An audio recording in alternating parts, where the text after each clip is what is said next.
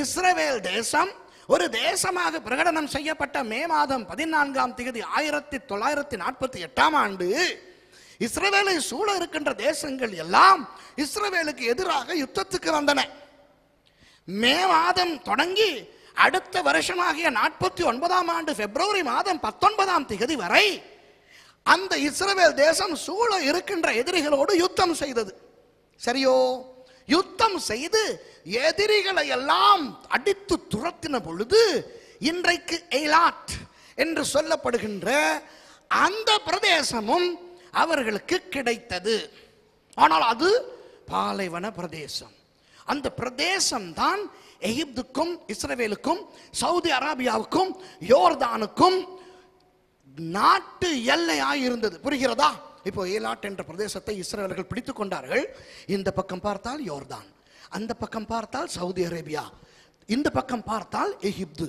ஆகவே இஸ்ரவேலின் பிரதம மந்திரியாய் இருந்த டேவிட் பென் குரியன், தாவீத் பென் குரியோன் என்பவர் தீர்மானித்தார், இந்த இடத்திலே நாங்கள் வாழாமல் இருந்தால் இந்த யோர்தானியர்கள், சவுதி அரேபியர்கள், எகிப்தியர்கள் இலகுவில் இந்த இடத்தை பிடித்துக் கொள்வார்கள், கைப்பற்றின பிரதேசத்தை இழந்து விடுவோம் என்று சொல்லி அந்த இடத்திலே இஸ்ரவேலர்களை குடியமர்த்தினார்.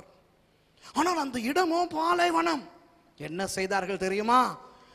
மேலே அவ்வளவு தூரத்தில் இருக்கின்ற கலிலேயா கடலிலே இருந்து பாரிய குழாய்கள் மூலம் தண்ணீரை எய்லாட்டுக்கு பாய்ச்சி எய்லாட் என்கின்ற அந்த பிரதேசத்தை அமெரிக்காவிலே இருக்கிற லாஸ் வேகாஸ் போல இஸ்ரவேலின் லாஸ் வேகாஸாக மாற்றினார் டேவிட் பென் குரியன். நான் ஏன் இதை சொல்லுகிறேன் என்றால், அந்த சின்ன ஏரி, கலிலேயா கடல் என்கின்ற அந்த சின்ன ஏரி அந்த பிரதேசத்தை மாத்திரம் செழிப்பாக்கவில்லை, எவ்வளவோ தூரத்தில் இருக்கின்ற எலாட் என்கின்ற அந்த தெற்கு சீமையில் உள்ள அந்த நகரத்தையும் பசுஞ்சோலையாக இன்றைக்கும் வைத்திருக்கிறது.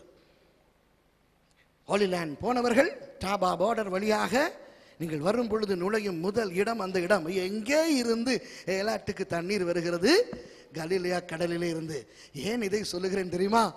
அந்த குட்டி ஏரியாகிய கலிலேயா கடலிலே இருந்து இந்த அளவு தண்ணீரை எடுத்து பசுஞ்சோலைகளை அவர்கள் உருவாக்கினார்கள் என்றால், அன்பானவர்களே, கலிலேயா கடலை விட 18 மடங்கு பெரிய அந்த இன்றைக்கு உப்புக்கடல் அல்லது சவக்கடல் என்று சொல்லப்படுகின்ற அந்த ஏரி எந்த அளவு செழிப்பை சூழ இருக்கும் பிரதேசங்களுக்கு கொடுத்திருக்கும் என்று நீங்கள் கற்பனை செய்து பார்க்க வேண்டும்.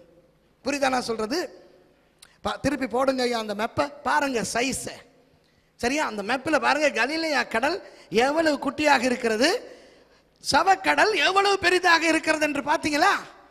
அப்போ அந்த குட்டி கலிலேயா கடலே அந்த அளவு செழிப்பை இன்று வரை கொடுத்து கொண்டிருக்கின்றது என்றால், இந்த மேப்பிலே நீங்கள் காணும் அந்த டெட் சி, அந்த சவக்கடல் நன்னீர் ஏரியாக இருந்த பொழுது அதை சூழ உள்ள பிரதேசங்கள் எப்படி இருந்திருக்கும் என்று யோசித்து பாருங்கள்.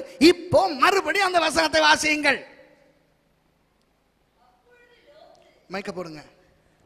அப்பொழுது லோத்து தன் கண்களை ஏறெடுத்து பார்த்து யோர்தான் நதிக்கு அருகான சமபூமி முழுவதும் நீர்வளம் பொருந்தினதாக இருக்க கண்டான். கர்த்தர் சோதோமையும் கொமோராவையும் அழிக்கும் முன்னே சோவாருக்கு போம் வழி மட்டும் அது கர்த்தருடைய தோட்டத்தை போலவும் எகிப்து தேசத்தை போலவும் இருந்தது. பார்த்தீங்களா அன்பானவர்களே? இப்ப விளங்குதா உங்களுக்கு எப்படி அவ்வளவு செல்வ செழிப்பான பசுமையான பச்சை பசேல் என்ற ஒரு பிரதேசம் அந்த பிரதேசத்தில் இருந்தது. அந்த சவக்கடல் என்கின்ற அந்த ஏரியில இருந்து கிடைத்த தண்ணீரின் நிமித்தமாக. இப்ப புரிகிறதா?